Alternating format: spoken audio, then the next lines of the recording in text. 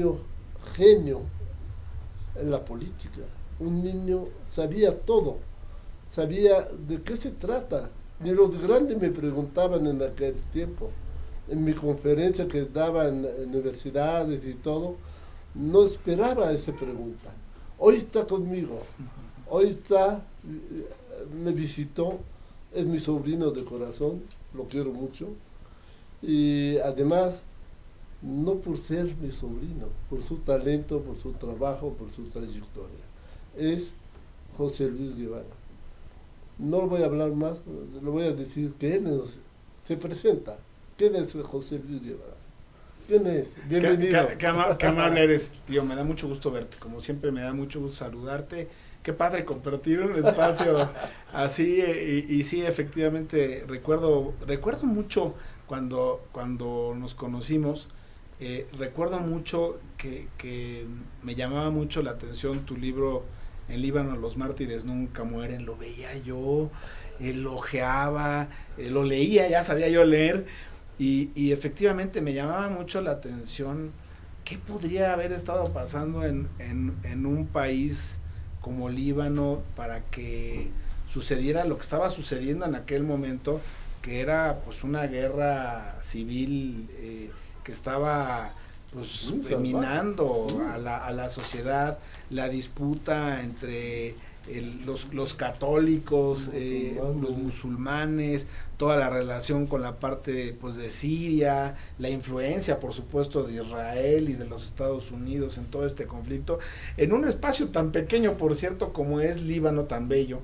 A la mitad del estado de Hidalgo. Efectivamente, y bueno, pues sí, siempre me ha llamado la atención y te tengo que responsabilizar totalmente de mi gusto por el tema de las relaciones internacionales, qué bueno. que por supuesto es algo que guardo, que eventualmente tuve la oportunidad de fortalecer un poco cuando en Madrid nos fuimos a hacer el segundo máster, que fue justamente en cooperación internacional y gestión del desarrollo.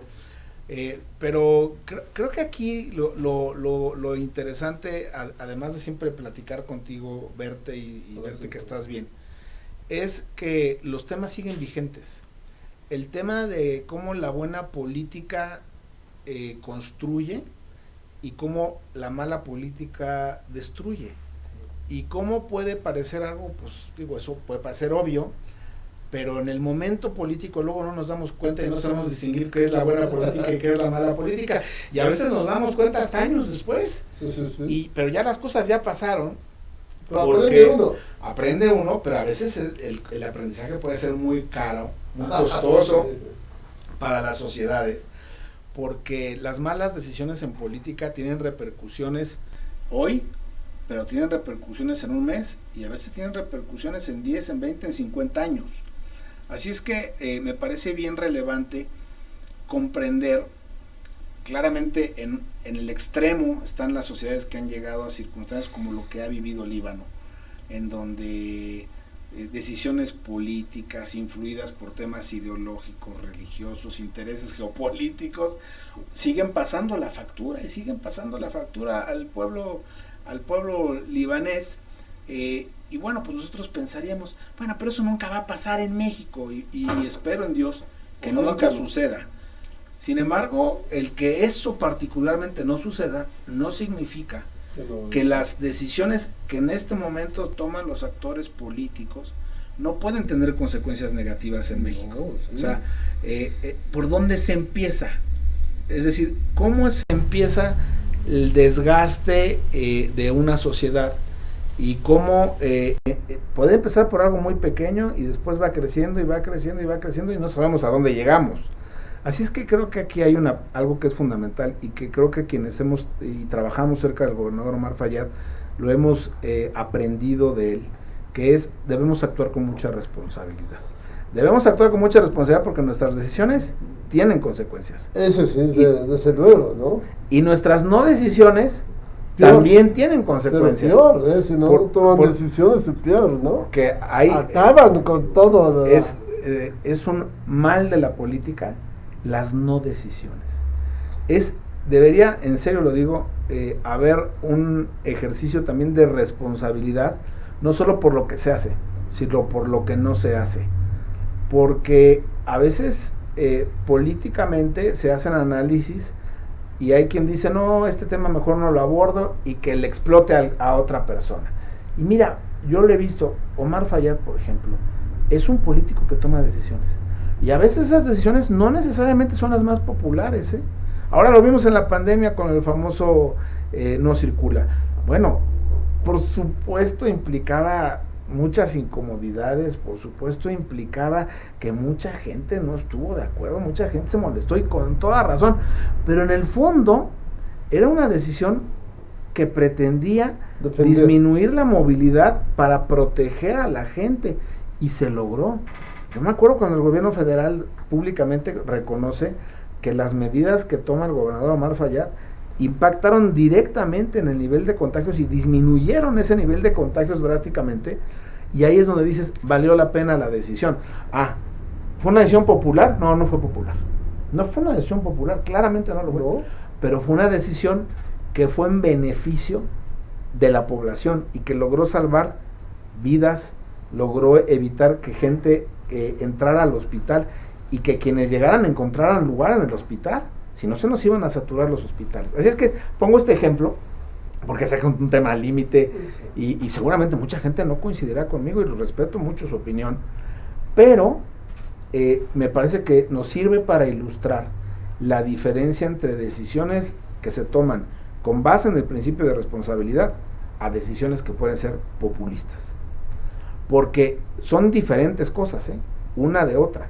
Una busca el beneficio común, una busca el interés y cuida el interés de la población, el interés general. La otra, por definición, lo que busca es el aplauso. Eso sí, mucho. En el corto plazo. Y eso no necesariamente da. No, yo sé que no, Omar Fayad es un hombre, yo creo, años no hemos tenido un gobernador como él, la verdad. Sí, es un político completo. Mucho, y es un político inteligente y para servir. Es pocos funcionarios al lado de Omar que se preocuparon por el estudio. Tú siempre estudias. Llegaste a ser abogado, no dejaste ser alumno de ciencias políticas, no dejaste ser maestro, estudiando en España y todo. Platícame. Bueno, yo creo que de entrada, pues mi mamá, Marisela, tu prima, no. Un pues gran saludo de corazón. Es maestra. Entonces, pues me tocó vivir en la casa con una madre que nos sacó adelante a nosotros, a mis hermanos y a mí, pues a través de la profesión, de la docencia. Y así es que, bueno, pues sin duda ese es un ejemplo pues muy bonito, ¿no? De cómo la educación resulta ser tan importante para todos. Así es que sí, efectivamente, tío, yo tuve el gran privilegio de poder tener una buena formación, una formación de calidad. Y efectivamente, yo siempre estuve, en algún momento, siempre me gustó la política. Y siempre quise hacer de familia política, siempre, tu abuelo, ¿no? Sí, mi familia siempre ha estado cerca de los temas políticos, y en algún momento pues tuve que decidir qué carrera estudiar. Estaba entre Derecho, Ciencia Política y Economía. También. Los tres son así para llevarte a un buen político. Efectivamente, los tres me gustaban. Y al final, lo que fue el criterio de desempate fue que me hicieron favor de ofrecer la beca Bayeres en el ITAM, que me cubría todos mis estudios. Así es que, pues por supuesto, por ahí me fui, porque pues, era una oportunidad de oro que me iba a dar la posibilidad de estudiar una buena carrera y en una buena universidad, conocer gente nueva también creo que es importante. Efectivamente. Y entonces por ahí me fui. Ya después, efectivamente, al poco tiempo de estar estudiando esta carrera de Derecho, me dije, no perdía nada, hice mi examen en la UNAM para Ciencia Política y resulté efectivamente aceptado.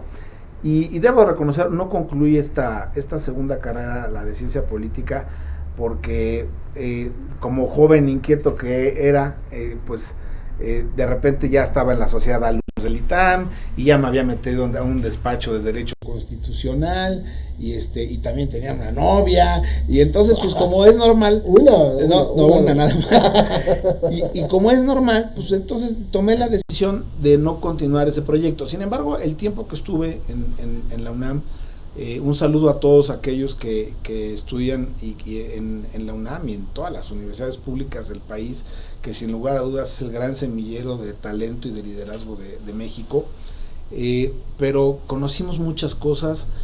Me tocó ver dos visiones diferentes. Bueno, de entrada, cómo te enseñan economía en el ITAM y cómo te enseñan economía en la UNAM, pues son completamente diferentes. Por supuesto, hay 1000 puntos comunes, pero son visiones distintas. Y creo que ahí también empiezas a aprender lo importante que es que las visiones se complementen, que las visiones no sean de confrontación, sino que las visiones dialoguen entre sí. Creo que ese es uno de los principios de la democracia, el que pueda haber siempre ese diálogo de ideas. Tú me decías hace rato, me dices que tuviste la oportunidad de formarte. Creo que ese formarse no significa reafirmar solamente lo que uno sabe, sino tener mayor apertura para escuchar al otro, para escuchar al que no piensa como tú, incorporar esa idea y encontrar los puntos en común, los puntos de equilibrio para que las cosas transiten, porque no podemos estar siempre en el choque, en la confrontación. Se vale, por ejemplo, los procesos políticos, debe de haber acuerdo, efectivamente, negociación, y entonces va avanzando una sociedad. Cuando las dos visiones, o tres, o las que haya, solamente tienen espacio para chocar, solamente están en disputa, en pelea, valga la expresión, no se construye en la política. La política debe de construirse a través de acuerdos, a través del diálogo, a través de también renunciar a ciertas cosas que por supuesto no deben ser esenciales, ¿no? Como es la dignidad, por ejemplo, pero también entender que en una mesa se puede construir visiones que incorporen las ideas de todos y no siempre tratar de imponer necesariamente la visión de una persona. Y eso es un principio en política, me parece, y bueno, pues creo que justamente conforme vas avanzando en tu formación académica, vas teniendo y enriqueciendo este tipo de ideas. Ya después de haber concluido ya el ITAM, nos fuimos a estudiar a Madrid, al Instituto Ortega y Gasset, y tuve oportunidad de hacer un máster en políticas públicas, que me resultaba muy, muy importante para mi formación, porque pues era ya la parte de cómo debes plantear una política pública, cómo puedes y debes además hacer que esa política pública, por ejemplo, vaya acompañada de temas como transparencia, participación ciudadana, elementos técnicos de evaluación. Me resulta muy interesante. Además también conocí muchos amigos de muchas partes del mundo. Y posteriormente fue cuando hicimos la de cooperación internacional y gestión de desarrollo, que debo reconocerte fue el momento en el que más disfruté la parte académica. Porque además, como ya estaba yo grande, ya no tenía otras distracciones, iba yo con mi familia, estábamos cuando fui a estudiar a Madrid con mi esposa y mis hijas, me dedicaba a eso que era estudiar, y era verdaderamente insisto, y siempre lo he dicho, es un verdadero privilegio y una gran responsabilidad quienes tenemos la oportunidad. Trae ideas nuevas, yo sí soy una persona que cree mucho. Porque la situación europea es diferente a la completamente, pero siempre hay puntos en común, okay. La verdad es que nunca he creído que hay que traer recetas del extranjero y aplicarlas tal cual. Eso es un error grave siempre, pero sí creo que hay muchos espacios para aprender, muchas cosas buenas, muchas cosas malas también. Pero te pongo un ejemplo, en mi opinión, cómo se construye la Unión Europea, cómo empieza con la comunidad del carbón y del acero, y cómo empieza con una visión de integración no tan amplia como lo que hoy hay, pero haciendo muy buena política, en donde dijeron, a ver, vamos a terminar con las disputas que nos llevaron ya a 2 guerras mundiales en el siglo XX, vamos a enfocarnos en el verdadero objetivo, que es que nuestra gente, a la población le vaya mejor, incremente su nivel de bienestar, su nivel económico, sus niveles de salud, etcétera. Y cómo los países tienen una visión ya de coordinación, me parece fundamental, cómo tienen una visión que le llamaban posibilista, es decir, vamos haciendo lo primero, vamos a encontrar lo que nos une, no lo que nos divide. vamos a trabajar sobre en lo que no nos vamos a pelear, ya después vemos y cómo cuando empezaron a trabajar en lo que los unía, ya después no le dieron tiempo para ponerse a pelear. No, su motor era el motor del mundo, y ese motor renovaron. Entonces, ¿cómo? Me parece que no esas son lecciones. Sí. Son lecciones que de fondo que también a veces, ¿por qué no decirlo? Los mexicanos debemos de ver cómo es posible construir sociedades con mayores niveles de desarrollo, con mayores niveles de progreso, no solo material, sino en general, de oportunidades para su población. Y entonces, creo que sí debemos aspirar a estar mejor. Creo que cualquiera... ¿Eso te lleva a meterte más en la política? Es correcto, sin duda. Sí, por eso estás como funcionario. Mira, no jugaste como el líder que necesita la sociedad afuera de las oficinas de gobierno, ¿no? Mira, yo creo que sí tenemos muchas cosas que aportar. Creo que hay mucho por hacer. Hay mucho trabajo por hacer y considero que quienes somos parte de una sociedad y quienes hemos tenido incluso ese privilegio de formarnos, tenemos la responsabilidad de aportarle a la sociedad. No podemos ser meros espectadores. No podemos dejar que las cosas sucedan solas, porque las cosas no suceden y no se arreglan solas. No. Y debemos de poner nuestro granito de arena, tío, porque el tiempo pasa muy rápido y vamos perdiendo oportunidades. Te pongo un ejemplo, la oportunidad del bono demográfico que hoy tiene México, el hecho de que tengamos tanta gente joven, si no la aprovechamos ahorita, en unos años nos vamos a meter en un problema muy grave, porque esa que hoy es población joven va a pasar a ser adulta y va a pasar a ser adultos mayores, y si no le damos la base, por ejemplo, social, económica, legal, para poder soportar a todo ese cambio poblacional, sabemos que va a haber cada vez menos jóvenes y cada vez más adultos mayores. Si no generamos las condiciones, después ya no lo vamos a poder hacer. Es un ejemplo de algo, de un tren, valga la expresión, que si no lo tomamos ahorita, en años, ya no lo vamos a poder hacer, porque ya no va a estar esa gente joven para que pueda producir, construir una ciudad más competitiva, por ejemplo, y entonces, esas son decisiones que hay que tomar. Y entonces, sí me parece, insisto, que quienes nos dedicamos al servicio público, debemos de tener siempre esa convicción, como la tiene el gobernador Omar Fayad, de que hay que venir a cambiar las cosas, porque eso de llegar nada más a administrar lo que hay, a dejar las cosas como estaban, a mejor ni le muevas, oye, ¿quién puso esto? Pues alguien lo puso, entonces ya porque alguien lo puso ya no lo vamos a cambiar. No, a ver, ¿por qué está? A lo mejor alguien lo puso en ese momento porque lo necesitaba, pero ahora ya no. Entonces, a esas nuevas circunstancias tenemos que darle nuevas respuestas. No podemos pensar en obtener resultados distintos si hacemos las mismas cosas. Tenemos que hacer también cosas distintas. Y parte de la política pública, en mi opinión, muy humilde, es que debemos atrevernos a hacer cosas nuevas. El tema de generar políticas públicas innovadoras, como hoy lo está haciendo el gobernador en materia de ciencia, innovación, tecnología, donde el propio gobierno del estado está apoyando proyectos que tienen que ver con proyectos científicos para desarrollar tecnología, satélites, etcétera. Pues alguien podría decir, no, es que no es necesario. No, sí es claro que es necesario, porque sabemos que las sociedades, para que crezcan, requieren ese tipo de proyectos. Entonces, bueno, en resumen, hay que atreverse, hay que ir para adelante, y hay que hacerlo siempre de mano de la gente, de frente a la población.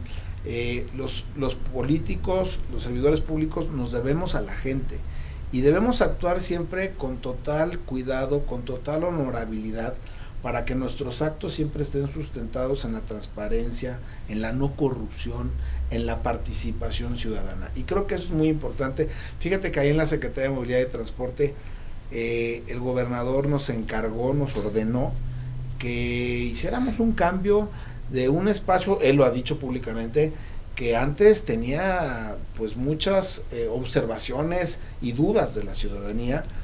Y te puedo poner el ejemplo de no solo haber impulsado una nueva ley de movilidad y transporte, que me parece un gran logro de Omar Fayad, sino en el momento en el que el gobernador toma, por ejemplo, la decisión de publicar el padrón de concesionarios de transporte público, Fue que era un uno de los impacto. secretos mejor guardados del gobierno del estado, y ahí tenías un alterón de papeles escondido para que nadie supiera quiénes eran los concesionarios, y el gobernador Omar Fayad dijo: el que nada debe, nada teme, y toma la decisión, y hoy puedes consultar el padrón de concesiones, está en el internet, nadie tiene nada que esconder. Ni deben. Pero nadie se había atrevido A hacerlo, hacer, sí, a porque tomar hay intereses esa políticos. decisión. El gobernador le hizo y no pasó absolutamente nada. O el gobernador que dice: yo no voy a dar ya concesiones de transporte público hasta que verdaderamente no determinen dónde se necesitan, si es que se necesitan, y entonces cierra la llave de concesiones, y ya tenemos 2 años, 8 meses sin entregar una sola concesión de transporte público. Para que tengas una idea, se entregaban un promedio de 800 concesiones de transporte al año. Es decir, que a lo largo de un sexenio, 6 años, pues estabas entregando casi 5,000. El gobernador Omar Fayad en 5 años ha entregado 150, es decir, un promedio anual de 30. Tu servidor como secretario de Movilidad y Transporte, llevo poco más de 3 años, he dado solamente 42 concesiones. Y esas 42 concesiones, 38 se las dimos al DIF para los vehículos para personas con discapacidad que requieren la utilización de silla de ruedas. Así es que otras 2 se las dimos a una comunidad indígena en el Valle de Tulancingo, y otras 2 estaban prácticamente entradas. No se ve ningún político allá, ¿no? Entonces, y en los últimos 2 años, 7 meses, no hemos dado una sola, ni una. Entonces, ¿por qué era importante esto? Porque tienes que hacer un cambio verdadero. Tienes que hacer un cambio que la gente verdaderamente vea que estás haciendo las cosas diferente y no solo maquillándolas. Y de la misma manera nos metimos a hacer mejor en los trámites. Hoy antes teníamos trámites en una sola oficina del estado para transporte, hoy tenemos en 7 oficinas, con lo cual la gente de Huejutla no tiene que venir a Pachuca a hacer la mayoría de los trámites, la gente de Tula los puede hacer en Tula, la gente de Tulancingo puede ir una semana al mes, es decir, facilitamos y además habilitamos mucho servicio en internet. Bueno, ¿qué servicio habilitamos en internet? Pues uno que nadie se imaginaba, y es el único lugar en el país donde hay. Hoy puedes solicitar una concesión, lo debes hacer a través de internet. Se acabó ese tema de que había la ventanilla de transporte para solicitar concesiones, que de broma dicen los transportistas que la abrían un día a las 4 de la tarde y la cerraban el mismo día a las 4:30, y nadie se enteraba de que la habían abierto. Sí, sí, es cierto. Hoy lo haces a través de internet. Hay una plataforma que se llama Plataforma del Programa de Ordenamiento del Transporte, donde tú entras, si deseas una concesión, sin la necesidad del amigo, compadre, coyote, nada. Tú entras, te metes, solicitas tu concesión, metes tus datos, si te faltan datos guardas, regresas 2-3 días, continúas, te falta otro documento, regresas después, no pasa nada. Está abierta desde diciembre y ya tenemos más de 5,000 solicitudes de gente que desea una concesión de transporte público, pero sobre todo 5,000 personas que se han dado cuenta que no requieren la ayuda de nadie para poder hacer una solicitud. Entonces es un cambio de paradigma completamente. Y aquí es interesante porque es como la tecnología, la política pública, una visión de transparencia, una visión de combate a la corrupción y un nuevo marco jurídico. No olvidemos que tenemos una nueva ley que mandó el gobernador al Congreso desde el 2018, te permiten hacer un cambio verdaderamente transformador. Entonces, eso es un buen ejercicio de política pública, y cómo ahí es donde pues todos los que nos gusta este asunto podemos poner también en práctica lo poquito que sabemos, tío, al servicio de la gente, para cambiar las cosas diametralmente. Y creo que eso es lo importante. Muy bien, mira, sobrino, José Luis siempre ha sido bueno en su trabajo, bueno como funcionario. Tuviste mucho éxito en varias áreas. ¿Cuál te gustó más? ¿Cuál te da más? Aunque en todo, para mí, porque siempre te vigilo, siempre te veo, eres un gran trabajador, gracias. La verdad, y ha dado resultados por tu trayectoria. ¿Cuál de esos puestos que ha tenido te gusta? ¿O te gusta repetirlo? ¿O te gusta volver a hacerlo mejor?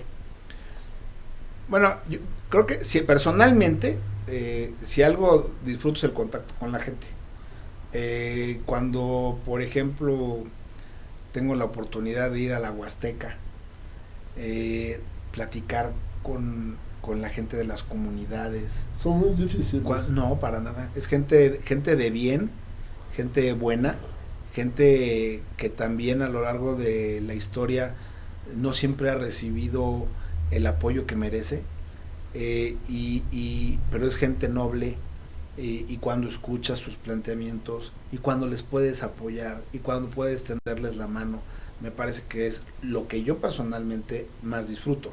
En la parte, digamos, profesional, valga la expresión, pues creo que es muy relevante la gran oportunidad que tengo con el gobernador Marcelo. Es decir, darle un nuevo rostro a una secretaría como es la Secretaría de Transporte, que insisto, la ha cambiado mucho, ¿eh? Considero yo que sí. Sí, falta mucho, ¿eh? Hay mucha crítica y todo como cualquiera, bueno, pero se ve el cambio, se ve más utilizando la tecnología, más acercar a la gente que necesita servicio. Mira, a mí me gusta mucho que hoy, por ejemplo, el debate se hable de que si está bien lo del taxi contigo, y que si aplicación móvil o no. Es decir, es un debate, ¿eh? Y todos tenemos derecho a opinar. Qué bueno que estemos hablando de eso y no estemos hablando de que el secretario de Movilidad y Transporte está haciendo cosas chuecas, o que, porque antes esos eran los temas, ¿no? Sí. Entonces, hoy el tema de debate es hoy la aplicación sí, la aplicación no, por qué sí, por qué no, que si hay que si debe costar, que si no debe de costar, pero todo está en la mesa. Y enriquece. Y ese debate enriquece. Tú sabes que cuando, por ejemplo, el tema de taxi contigo, cuando empezamos, hubo por ahí una reacción y lo debo de reconocer, de algún grupo de taxistas que no estaban de acuerdo. Y mira, no los menosprecio en lo absoluto, por el contrario, están en todo su derecho. Y hoy con ellos inmediatamente nos pusimos a platicar, nos pusimos a dialogar, hicimos una mesa de trabajo. Hoy te puedo decir que hablamos pues, de forma permanente con ellos, cómo van viendo las cosas, los incluimos. Es decir, en lugar de... a lo mejor fue medio duro al principio, pero en lugar, y eso es mucho de Omar Fayad, en lugar de decir y de descalificar, porque eso podría ser, no, pues no son la mayoría, puedes inventar, en lugar de eso, lo que dijimos es, a ver, aquí todas las voces deben ser escuchadas, todos deben de poderse sentar a la mesa, hacer sus planteamientos de forma siempre respetuosa, como debe ser, pacífica, y así lo hemos hecho, y hoy estamos transitando con ese grupo y por supuesto también con las grandes organizaciones de transportistas que hay en todo el estado, que también la verdad es que debo reconocer, se han puesto las pilas, están comprometidos con el cambio. Pero ¿a dónde nos lleva esto? Nos lleva a la posibilidad de construir a través del diálogo, nos lleva a la posibilidad de construir a través de tener capacidad y voluntad de escuchar. Construir mejores políticas públicas. Como yo les he dicho a los transportistas, en el caso, por ejemplo, de Taxi Contigo, nada está escrito en piedra, todo puede mejorarse. Lo único que sí está escrito en piedra es que tenemos que cambiar, porque si de repente me dicen que ya no está escrito, que tenemos que cambiar, y entonces pues ya estaríamos diciendo cosas que no son, porque debemos de cambiar. ¿Por qué? Pues porque el mundo está cambiando. O sea, no son interpretaciones de una persona, o sea, el mundo está cambiando en materia de transporte. Vemos aplicaciones como Uber, Didi, Cabify, que se están prácticamente apoderando de todos los mercados mundiales de transporte individual. Entonces, si alguien dijera, es que esto aquí no va a pasar, pues estaríamos pensando como que el cambio climático nada más le va a afectar a las islas en el Pacífico y no le va a afectar a Pachuca. Nos afecta a todos, son problemas globales que tienen impactos locales.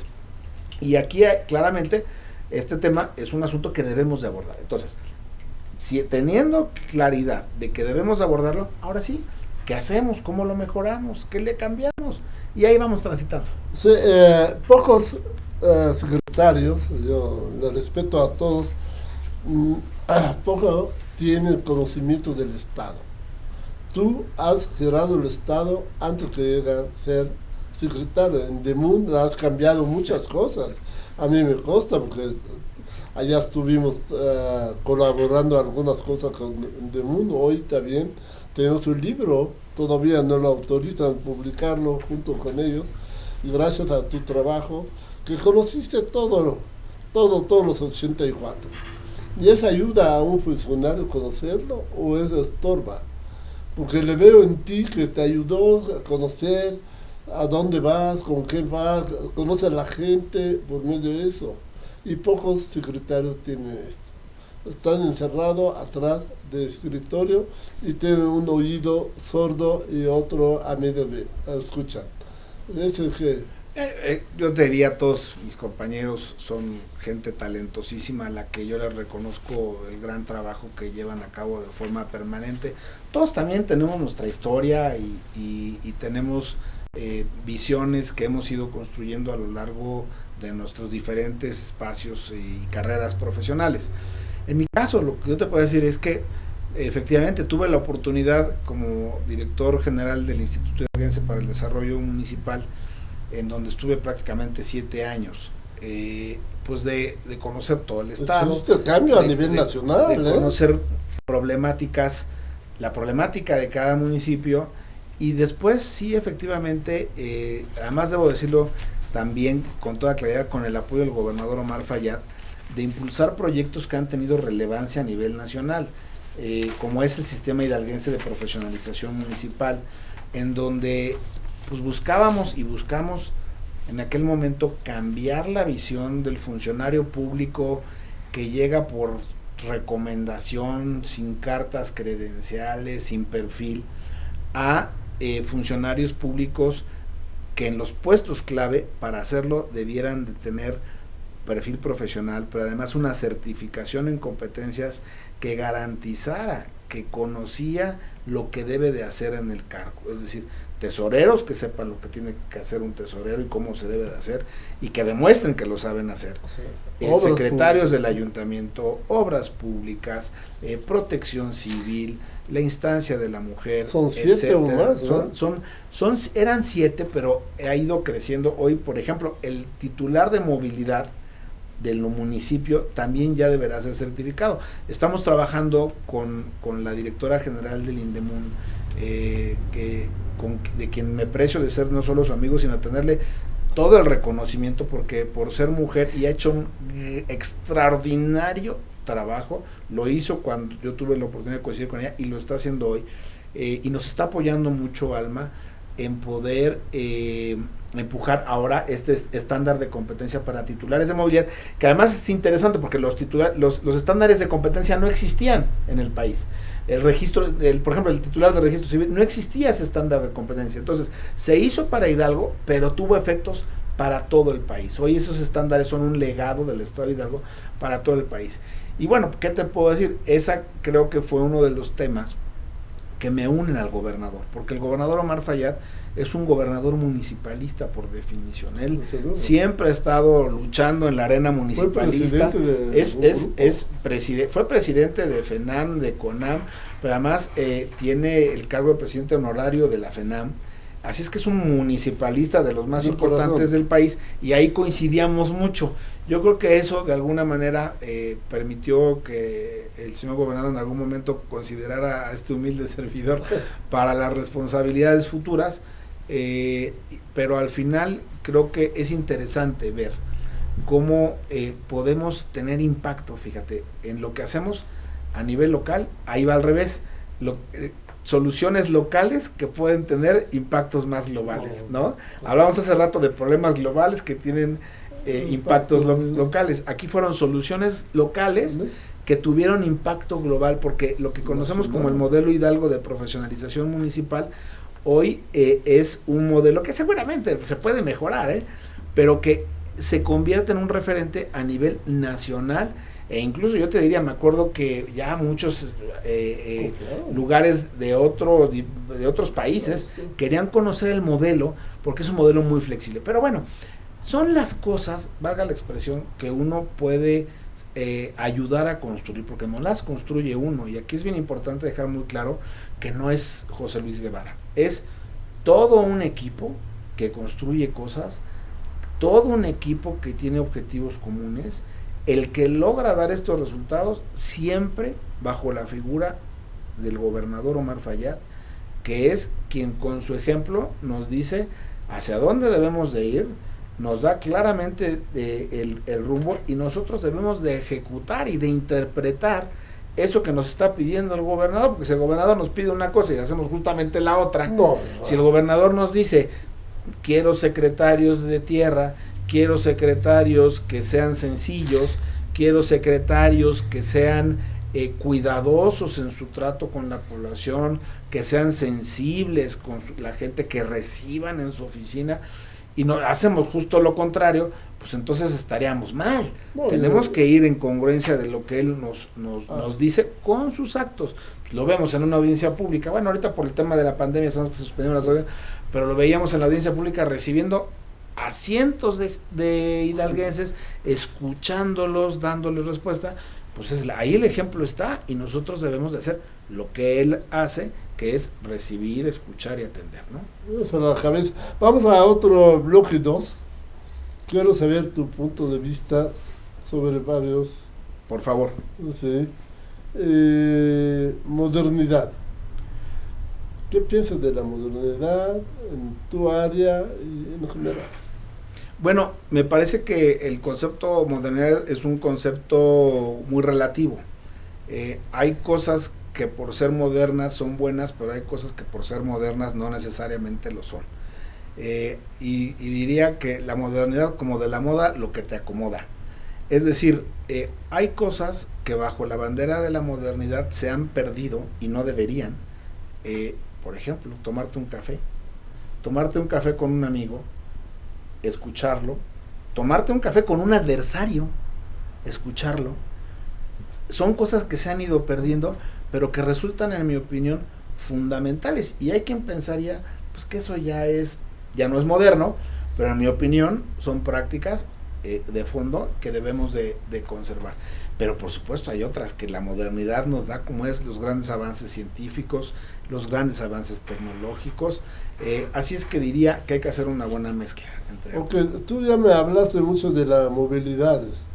Ya estás entregando, como siempre, todo tu corazón, tu mente para el trabajo donde estás. ¿Qué podemos esperar de la movilidad? Bueno, sin lugar a duda, el gran reto de la movilidad está en poder determinar la mejor mezcla posible de instrumentos de movilidad. Hay ciudades, como puede ser la Ciudad de México, por ejemplo, en donde ya su movilidad masiva está muy cubierta. Pues tienen metro, varias líneas de metro, el metrobús y varias líneas de metrobús, y cada vez tienen más opciones. Así es que esa ciudad hoy como lo está haciendo, y lo está haciendo bien, ya está pensando en cómo implementar, por ejemplo, temas como la movilidad sustentable, ciclovías, es decir, esa realidad ya le permite dar ese paso. Bueno, el estado de Hidalgo no tiene resuelto todavía muchos aspectos básicos de su movilidad. Así es que no quiere decir que no tengamos que impulsar la movilidad sustentable, lo tenemos que hacer, debemos de tener más ciclovías, debemos de empujar ese tipo de proyectos, pero al mismo tiempo, hay varios proyectos, ahora te platico, pero al mismo tiempo también debemos de encontrar que las comunidades, por ejemplo, sí tengan transporte, las comunidades indígenas, es decir, no nos podemos solamente enfocar a esto, que es fundamental, como es la movilidad sustentable, también debemos de estar pensando en cómo darle movilidad a este tipo de comunidades. Así que hay que encontrar en qué paso te encuentras, en qué etapa, en qué desarrollo te encuentras, y actuar en consecuencia. Sí, entonces vámonos. Hubo muchas críticas, hasta huelgas, hasta protesta contra el Tusobús, pero de tiempo para acá está tranquila la situación. ¿Qué hiciste? ¿Magia o qué pasó? No, pues no es magia. No, lo que pasa es que el gobernador Omar Fayad encontró un Tusobús con muchos retos.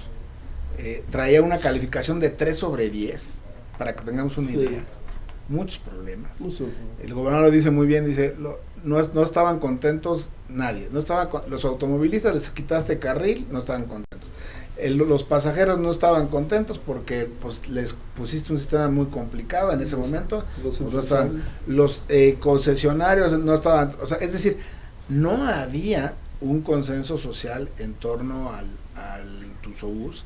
Fue muy polémico y el gobernador tuvo desde el principio que tomar la decisión de cancelar un proyecto como el Tusobús y prácticamente tirar a la basura casi 1.200 millones de pesos, que además teníamos que pagar, porque si hacíamos eso, se tenía que pagar, o tratar de rescatarlo.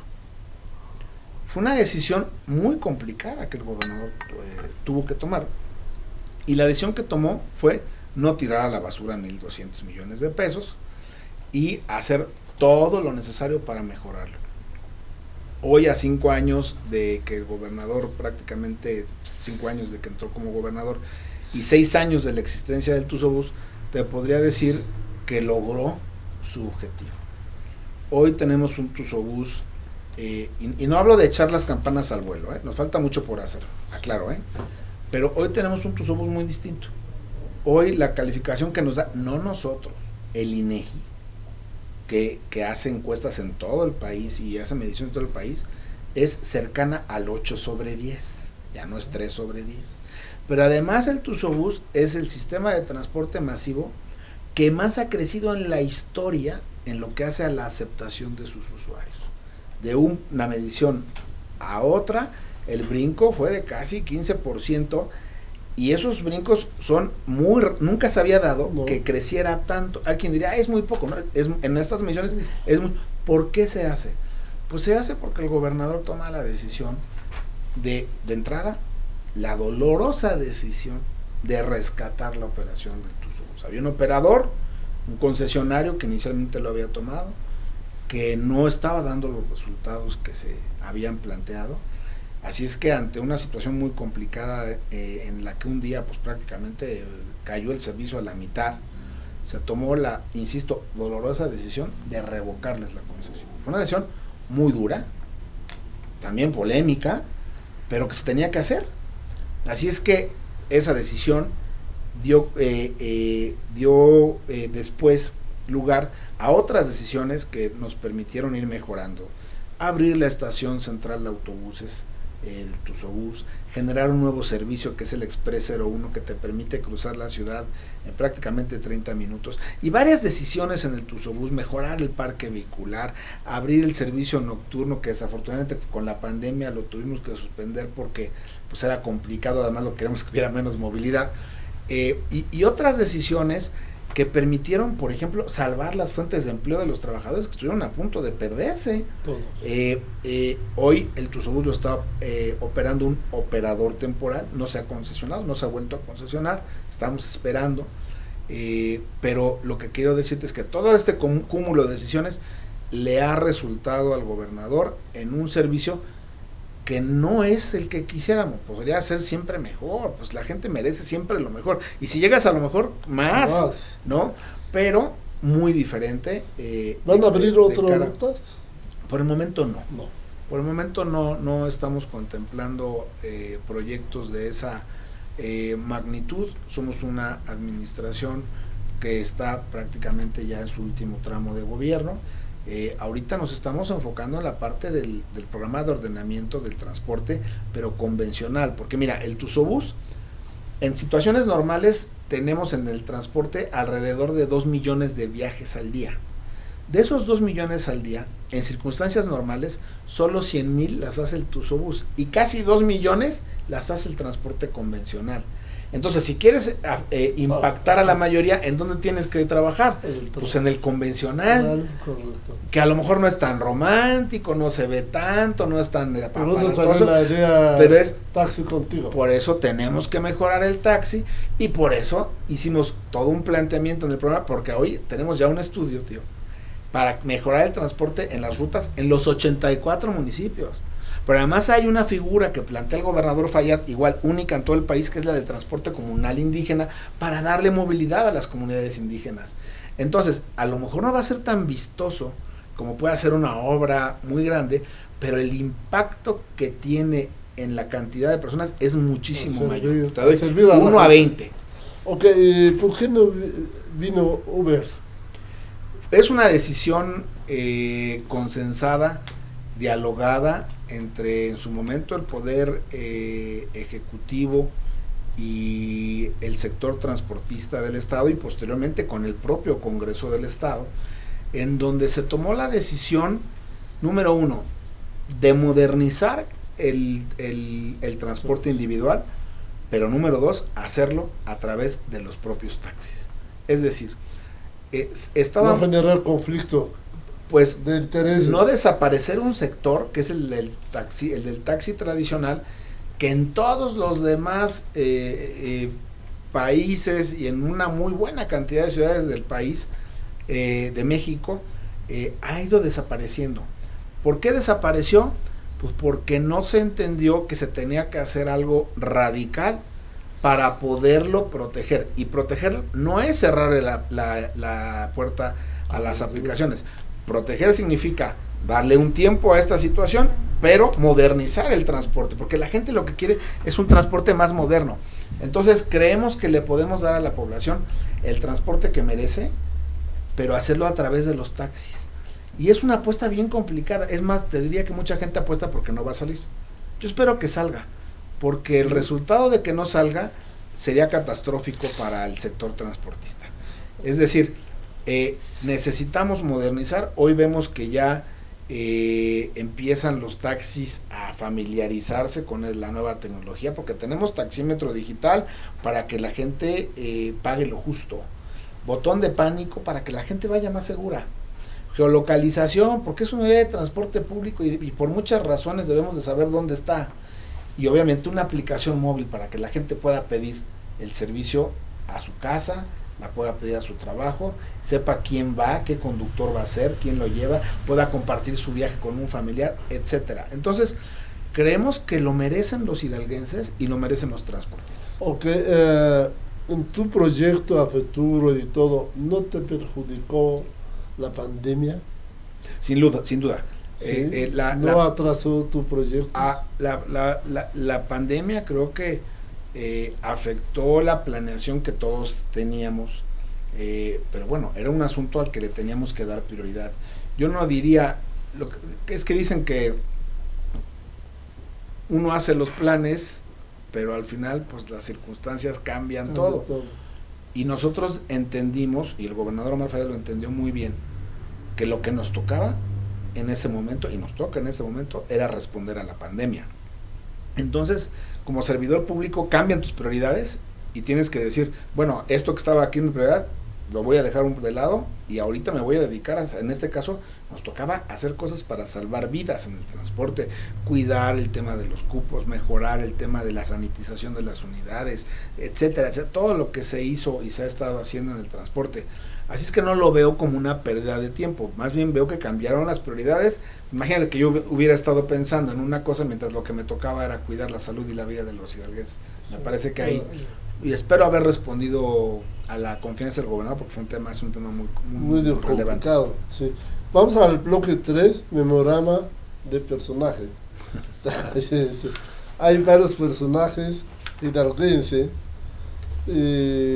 Aquí atrás de esta imagen quiero ver su opinión.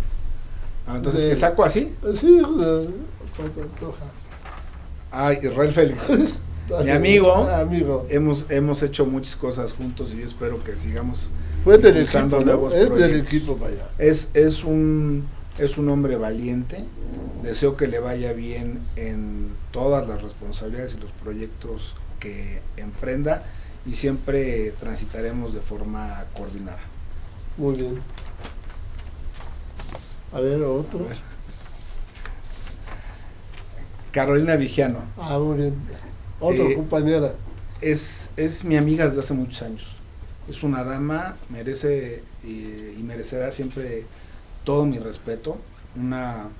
Una política profesional, una mujer valiente, con grandes retos como secretaria general del partido al que pertenezco, en un momento político nacional muy complicado, pero estoy seguro que le va a ir muy bien en las responsabilidades que está asumiendo y que le va a entregar las mejores cuentas al periodismo a nivel nacional junto con el presidente nacional del partido.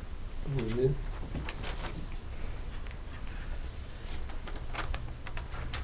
Óscar Monsalvo, un gran amigo, él es uno de los grandes líderes transportistas de este estado, un hombre combativo, un hombre que cuida el interés de quienes representa, un hombre que se atreve también a tomar decisiones, pero que nunca lo he visto ni por un segundo dejar los intereses de aquellos que representan.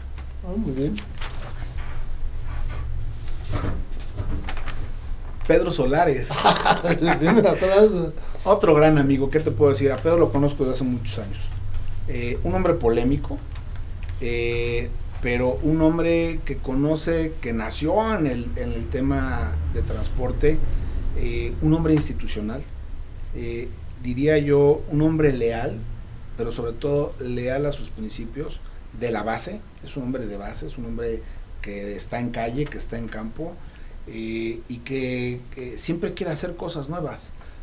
No me deja de sorprender que siempre en esa lógica que tenemos de apertura, siempre toca la puerta para impulsar nuevos proyectos, para hacer planteamientos de escala grande. A veces también toca la puerta porque algún chofer requiere un apoyo y toca la puerta un gestor nato y también un gran amigo. Muy bien. Vamos a la última vez, ¿quién es? A mi jefe. ¿Qué te puedo decir? El gobernador Omar Fayad, primero que nada, mi total gratitud para él, la oportunidad que me ha dado de servir junto a él en este momento, sin lugar a dudas, me ha cambiado la vida. Es un ejemplo, es un hombre al que no conozco de hoy, conozco desde hace muchos años, y quien sin lugar a duda es un ejemplo de, no solo en materia política, es un ejemplo en general de cómo debemos siempre buscar ser mejores, de cómo siempre debemos de luchar por nuestros sueños, debemos de tener liderazgos firmes, pero también es un extraordinario ser humano a quien siempre debo de reconocerle su gran calidad personal. Fue un gran hijo, siempre fue, y yo lo he admirado mucho por ese cariño, esa cercanía que tuvo con su señora madre. Es un gran padre, es un gran amigo y por supuesto un extraordinario gobernador. Muy bien. Ya no me dejaste decir nada. ¿Juegas en lotería tú? Pues ya hace mucho tiempo que no juego lotería. Vas a recordarlo ahorita. Mira, ahorita vamos a jugar la lotería y atrás de cada carta hay la pregunta, autopreguntas y contestas. A ver, pues igual, sí. Esta. Soldado. El soldado, durante 6 años de operación del Tuxtepec y después de la revocación, ¿cuáles han sido las acciones para el rescate de este mismo? Bueno, pues ya lo comenté en esta entrevista. Está bien. Ok. El caso.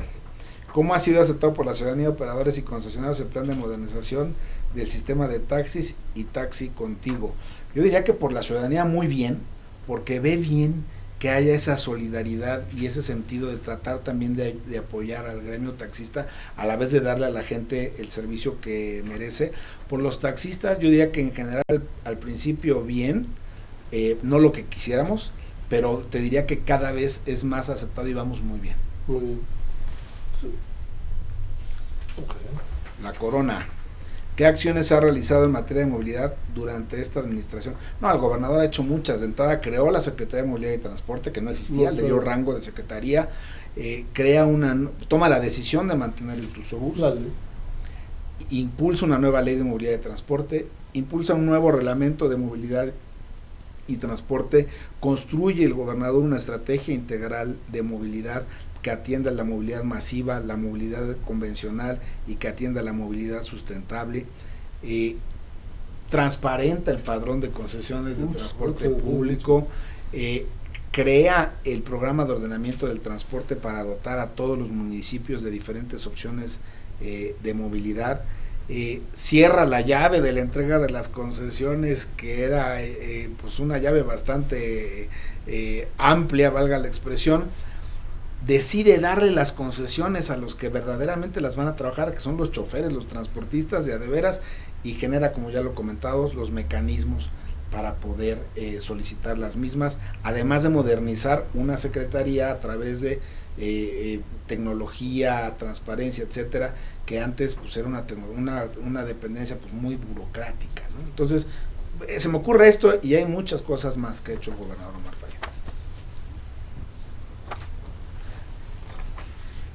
La escalera, ¿qué retos ha enfrentado el gobierno de Hidalgo en materia de movilidad durante esta pandemia? Bueno, lo primero fue cómo mantener operando el sistema de transporte, porque había un riesgo en algún momento en la pandemia de que se paralizara el sistema de transporte, y ello no lo podíamos permitir, porque el sistema de transporte pues claramente es la circulación, la movilidad de mercancías, de personas, de profesionistas, incluso en materia de salud, pues cómo se mueve un médico o una enfermera.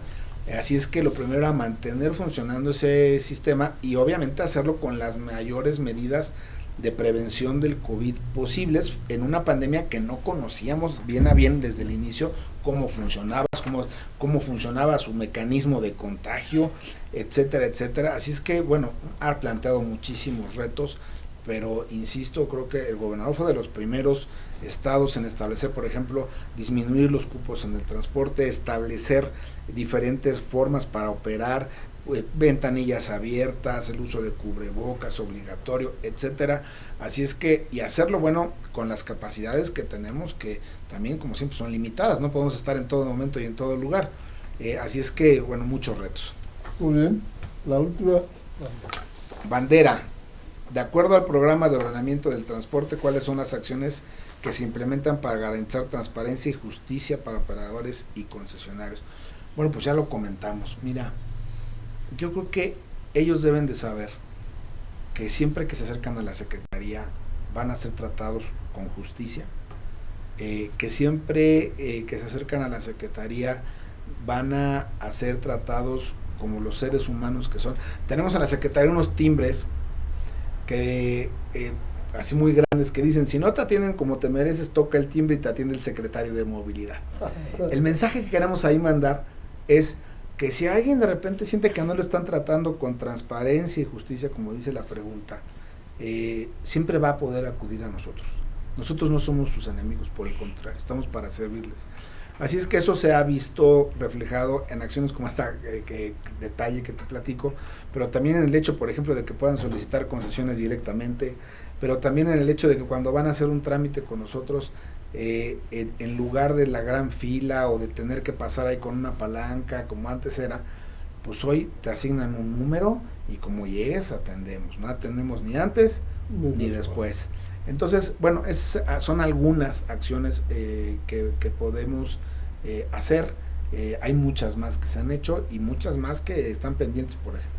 Muy bien, antes de terminar, pedir un favor, que firma tu testimonio, que viniste aquí a ese programa, para que a tiempo toda esa entrevista los alumnos les toman como historia. Ah, qué maravilla, claro, ¿Sí? con mucho ¿Sí? gusto, con mucho Pero gusto. antes de hacer esto, quiero que diriges una palabra a los alumnos que nos están viendo, a los hidalguenses que te conocen, que saben de ti, y a los que no saben, está bien.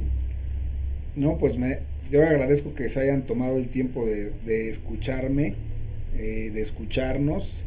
Todos tenemos algo que decir, y la invitación sería a que ustedes, sobre todo a los estudiantes, sean conscientes de la gran responsabilidad y también la gran oportunidad que tienen de que su voz sea escuchada. Y para que esa voz sea escuchada, siempre es importante esforzarnos en tener bien ordenados nuestros planteamientos, fortalecerlos, continuar en la parte siempre de formación, pero sin lugar a dudas, lo poquito que nosotros podemos compartir con ustedes es nada comparable a lo que ustedes como nuevas generaciones van a tener que aportar, y estoy seguro que aportarán muchísimo. A nosotros hoy esto es lo que nos toca, es el granito de arena que nos toca poner, pero seguramente ustedes pondrán muchos más. Muchas gracias. Gracias a ti. Bueno. A ver, voy a hacer, ya sabes que ando ahorita lesionado para variar, ¿eh? Te digo que es el secretario de gobierno. Aquí, mira, aquí estoy muy bien. Aquí estoy perfecto. Aquí estoy perfecto, mira. Ya con esto ya llegué. Gracias. A ver, vamos a ponerlo. Mi letra es espantosa, por cierto.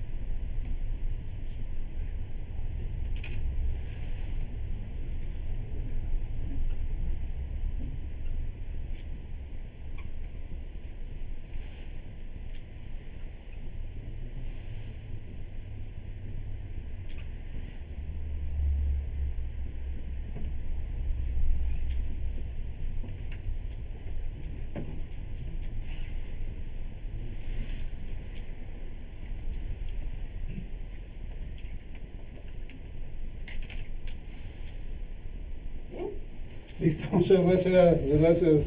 Mi letra es muy fea, por cierto. Si se ve la mía. Gracias. Okay. Pasamos para acá. Y para terminar. Sí. Gracias. ¿Qué hacemos? ¿Nos volvemos a sentar? No, a un momento, ¿puedes? Ok, hoy me llevó al pasado. Me llevó a recordar aquel momento que pensé en el niño, en el joven, que tiene todos talentos. Qué bueno, hoy le veo con todo ese resultado, un hombre decidido, un hombre de ideología, de trayectoria, de política. Es lo que necesitamos en el Estado, en México, líderes como él. Y le agradezco mucho que estés aquí. Muchas gracias por la invitación. Y la verdad me da ser orgulloso de ti, como siempre, cuando te conocí hasta ahorita. Muchas gracias. Gracias.